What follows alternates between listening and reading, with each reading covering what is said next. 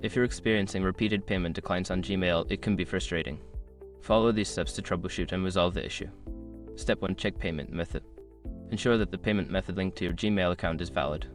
Verify that the card details are correct, including the card number, expiration date, and security code. Step 2. Review billing information. Make sure that the billing address associated with your payment method matches the address on file with your bank or card issuer. Any discrepancies can lead to payment declines. Step 3. Contact your bank. Before filing a refund or dispute, use the AirShark.com link in the description to open the refund dispute deadline calculator and confirm your deadline. Step 4. Update payment method. If your current payment method continues to decline, consider adding a new payment method. Navigate to your Google account settings and update your payment information. Step 5. Clear cache and cookies. Sometimes browser issues can affect payment processing. Clear your browser's cache and cookies, then try making the payment again to see if the issue is resolved. By following these steps, you should be able to resolve repeated payment declines on Gmail. If problems persist, consider reaching out to Google support for further assistance.